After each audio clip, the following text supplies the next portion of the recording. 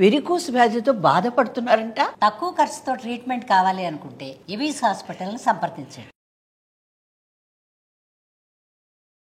నమస్తే రమగారు. నమస్తే జయ. రమగారు, ఏదైనా మంచి కథ ఒకటి చెప్పండి అండి. పంచతంత్రంలో లోహతుల మణిపుత్ర కథ అని ఒక ప్రత్యేకమైన కథ ఉంది. ఈ మధ్య ఎప్పుడో చెప్పాను, ఇదివరకు ఎప్పుడో కూడా చెప్పుంటా.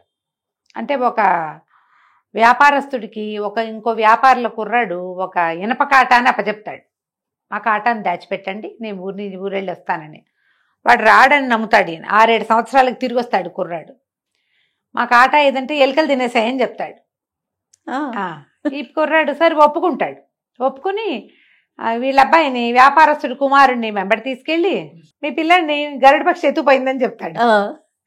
అదేమిటి అటు ఎత్తుపోయిందంటే అదైనప్పుడు ఇది కూడా అవుతుంది కదా, అంతే కదా. ఈ కథ కథలో ఉన్న థీమ్ని తీసుకుని రాసిన ఇంకొక కథ చెప్తా. డెఫినెట్గా. ఒక ఊళ్ళోట దానయ్య ధర్మయ్య అని 2 ఫ్రెండ్స్ ఉండేవాడు. ఈ దానయ్య వాళ్ళు వేరే ఊరు ఎక్కడికో షిఫ్ట్ అయిపోయారు. వాళ్ళు ఉన్న ఊరికి ధర్మయ్య గారుకి తోటలు గీటలు అన్నీ ఉన్నాయి. ఈ ధర్మయ్య దానయ్య వాళ్ళ ఇంటికి వెళ్తే ఇద్దరు సరే ఒక 10 రోజులు 8 రోజులు కలిసి ఉన్నారు. ఉన్నప్పుడు కొంచెం ఆహారానికి ఇబ్బంది లేదు, కూరగాయలు అవి దొరికేవి కాదు. అయితే కొంచెం ఎత్తుగా కొండ మీద అవతలకి కంద, పెండలము, చిలకడ దుంప అలాంటివి దొరికేవట. అయితే ఇద్దరు కలిసి ఓ తవగోలు పుచ్చుకొని కూరలకు ఇబ్బంది లేకుండా ఉంటుందని కొండ మీదకి పోయారు. ఏం పట్టుకుని? తవగోల అంటే తవ్వేది, గుణపం. తవగోల అంటే చిన్న సైజు గుణపం. పెద్ద గుణపం అంటే పొడుగాటిది కదా, పెద్ద రాడుని గుణపం అంటారు. ఇంతుండేదాన్ని తవగోలు అంటారు. తవ్వే కోల అనమాట, ఇనపది వస్తువు. అది పుచ్చుకుని వెళ్ళారు, తవ్వుకుంటున్నారు. తవ్వుతుంటే ఏమైంది, వీళ్ళిద్దరికి ఒక చోట ఏదో టంగుమని తగిలింది. 2 కర్రలు ఒక చోట తగిలింది. ఏమిటో ఉందని అంతా తవ్వి చూస్తే అంత బంగారు కలశం ఒకటి బయటకు వచ్చింది. ఖాళీదే అది. ఆశ్చర్యపోయారు. అయ్యి బాబోయ్, బంగారుది మెరుస్తోంది. చూశారు, అమ్ముకుని చెరుకో సగము తీసుకుందాం అనుకున్నారు. ఈ దానయ్య గారి ఊరు అది. దానయ్యకి ఏమనిపించింది, వీరికి ఎందుకు ఇవ్వాలి, ఇది మన ఊరు కదా అని మాట మార్చేసి ఇది బంగారమా ఏమిటి, ఎవడో ఏనాడో తెచ్చి ఇక్కడ బారేసి ఉంటాడు, ఏ తగరపదో అయ్యి ఉంటుంది అనేసరికల్లా ధర్మయ్య అన్నాడు, ఇంత మెరవదో తగరం అయితే చూద్దాంలే, ఏదైతే అది, ఏదైనా చేరుసగమాను అంటే సరేనన్నాడు. కానీ దానయ్యకి ఇవ్వబుద్ధి లేదు. సరే కిందకి వెళ్ళిపోయారు. ఒక 4 రోజులు ఉన్నారు. వెళ్ళేటప్పుడు అడిగాడు, కలిసిన సంగతి ఏం చేస్తావు అంటే, చూద్దాం ఎవరినైనా సొన్నారని చూసి బంగారమో కాదో చూపించి కరిగిస్తానులే, నా దగ్గర ఉండి పర్వాలేదు అని చెప్పాడు. ధర్మయ్య సరేనని వెళ్ళిపోయాడు. వెళ్ళిపోతే కొద్ది రోజులకి ఏదో ఊరెళ్ళిన స్వర్ణాచారి ఊరొచ్చాడు, వెనక్కి వచ్చాడు. ఈ దానయ్య గారి ఊరు. ఈయన దాన్ని చూపిస్తే అది ప్యూర్ గోల్డ్. కరగబెట్టి ఆ బంగారాన్ని అమ్మేసి క్యాష్ చేసుకుని డబ్బులు లోపల పెట్టుకున్నాడు. ఫ్రెండ్కి ఉత్తరం రాయాల. 7-8 నెలలు గడిచినాయి. 7-8 నెలల తర్వాత మళ్ళీ ధర్మయ్య గారు ఈ ఊరు వచ్చాడు, దానయ్య వాళ్ళ ఇంటికి. వస్తే ఆ కబుర్లు ఈ కబుర్లు చెప్తున్నారు, కానీ కలశం పేరు మాత్రం రావటల్లా.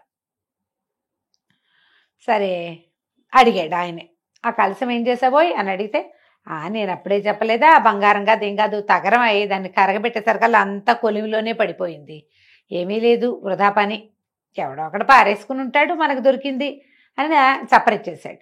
ఈయనకి ఏమనిపించింది, అబద్ధం చెప్తున్నాడు. అబద్ధం. అతను ఇంకొక 2 ఎకరాల పొలం కొన్నాడు. ఈయనకు ఆల్రెడీ ఉన్న పొలం కాక అది వరి పండే పొలాలు, ఇంకో 2 ఎకరాలు కొన్నాడు. అది ఈయన ఊళ్ళోకి వస్తుంటేనే ఎవరో ఒక పాత తెలిసిన రైతు చెప్పాడు, మీ స్నేహితుడు 2 ఎకరాలు కొన్నాడు అని. తనకు తెలియకుండా వీడికి డబ్బులు ఎక్కడి నుంచి వచ్చినాయి, ఎకరాలు కొనేంత ఎక్స్ట్రా డబ్బు తగిలింది. ఆ డబ్బు ఏదై ఉండొచ్చు, కలసం డబ్బు అయ్యి ఉండొచ్చు. ఆయన ఏం మాట్లాడలే. నిజానికి అది కనపడింది కాబట్టి, ఇద్దరం కలిసి తవ్వాం కాబట్టి వచ్చింది. ఊరుకున్నాడు. ఊరుకొని ఏమన్నాడు, ఈ సంవత్సరం మాకు కూడా తోటలు బాగా పండినాయో, పొలం కొన్నానన్న మాట దానయ్య గారు ధర్మయ్యకి చెప్పల, తన ఫ్రెండ్కి చెప్పల. ఈయన తెలుసుకున్నాడు, ఆయన ఊహించేశాడు అదంతా. తోటలు బాగా పండుతున్నాయి, నిండుగా పళ్ళే ఉన్నాయి, మరి చిన్నపన్న జామ చెట్లు కూడా ఎండాకాలానికి బాగా పండుతున్నాయి, పిల్లలిద్దరిని పంపించు, శుభ్రంగా కరువు తీర పళ్ళు తింటారు, మీ ఊళ్ళల్లో పళ్ళు లేవు, ఒట్టా వరి తెప్పిస్తే ఇంకేమీ లేదు అని అంటే సరేనన్నాడు. ఈయనకి రాము చిట్టి అని 2 పిల్లలు ఉన్నారు దానయ్య గారికి. ధర్మయ్య గారు వెళ్తూ వెళ్తూ ఓ బండి మాట్లాడుకుని చిన్నపిల్లలిద్దరిని బండి ఎక్కించుకుని తీసుకుపోయాడు. తీసుకెళ్ళాక పిల్లలిద్దరు హ్యాపీగా తోటల్లో పడి తింటూ తిరుగుతూ హాయిమని ఉన్నారు. ధర్మయ్య గారికి పిల్లలు ఉన్నారు కానీ పెద్ద పెద్ద మగపిల్లలు, వీళ్ళు చిన్నపిల్లలు కదా. తిరుగుతుంటే ఈయన ఏం చేశాడు, ఒకరోజు తోటలోంచి 2 కోతి పిల్లలు దొరికితే తీసుకొచ్చాడు. ఆ 2 కోతి పిల్లల్ని ఈ పిల్లలిద్దరికీ అప్పచెప్పాడు. అప్పచెప్పేసరికల్లా పిల్లలిద్దరు తమ పేర్లే పెట్టుకున్నారు. రాము రాము అని పెట్టాడు, చిట్టేమో చిట్టు అని పెట్టుకుంది. రాము చిట్టి అని పిలిస్తే కోతి పిల్లలు పరిగెత్తుకుంటూ వచ్చేవి. ఈ పిల్లలిద్దరూ శుభ్రంగా వాటికి ఆ పళ్ళు ఈ పళ్ళు అన్నీ తినిపించి, అన్నం తింటుంటే పక్కన కూర్చోబెట్టుకుని స్నానాలు చేయించి, తమ చెరువుకి వెళ్తే వాటిని కూడా వెంబడబెట్టుకు తీసుకుపోయి 10 రోజుల్లో బాగా మాలిమి చేసేసుకున్నారు ఆ కోతి పిల్లలు. ఆడుకోబుద్ధి అయినప్పుడల్లా ఆ తోటల్లోకి పోవటం, వెళ్ళి మామిడి పళ్ళు ఏవి అందితే అవి, పచ్చికాయలు అందితే పచ్చివి, పళ్ళు ఏమైనా కనబడితే అవి, సపోటాలు పండేవి అవి తినేవాళ్ళు. అక్కడి నుంచి జామ పళ్ళు పండేవి, ఎండాకాలాన పండుతాయి కదా. బొప్పాస పళ్ళు విస్తారంగా కాసినాయి, అవి తిని పిల్లలు నున్నగా బంతుల్లాగా అయ్యారు. ఎండాకాలం నెల 15-20 రోజులు గడిచిపోయింది. దానయ్య గారు పెళ్ళం పిల్లలిద్దరిని పంపించావు, ఆ ఎండలో పడి ఏముంటున్నారు, పోయి తీసురా అంటుంటే ఈయన సరే వస్తాను వెళ్దామనుకుంటే ఈ దానయ్య గారు వీళ్ళ ఇంటికి రావడానికి కాసేపటికి ముందే పిల్లలిద్దరూ తోటల్లోకి వెళ్ళిపోయారు. సరే ఆయన లోపలికి వచ్చాడు. ఆయన కాసేపు కూర్చుని కబుర్లు చెప్పుకున్నారు, ఏదో కాస్త తిన్నారు. ఏమిటో మా పిల్లలు అసలు కనపట్టలేదు, కేకేయి ఎక్కడున్నారో కేకేయించు, మరి నేను కూడా రేపు వాళ్ళని తీసుకుపోతాను అనగానే ఈయన ఏం చేశాడు, రాము చిట్టి అని గట్టిగా పిలిచాడు. పిలిచేసరికల్లా కోతి పిల్లలు ఉన్నాయి కదా, వాటికి పేర్లతో పిలిచే అలవాటు అయిందిగా. పైగా ఇప్పటికి 1 రోజుల నుంచి అవి ఇంట్లోనే ఉంటున్నాయి. ఎవరు వచ్చినా వాళ్ళ మీదకి ఎక్కిపోవడం అలవాటైపోయింది. లోపల నుంచి పరిగెట్టుకుంటూ వచ్చేసి పిల్ల కోతులు 2, ఒకటి ఈయన నెత్తి మీద, రెండోది ఆయన నెత్తి మీద ఎక్కినాయి. ఎక్కగానే నిర్ఘాంతపోయాడు. వాటి కొత్త పాత లేదు, ఎవరొస్తే వాళ్ళ మీద ఎక్కేస్తున్నాయి.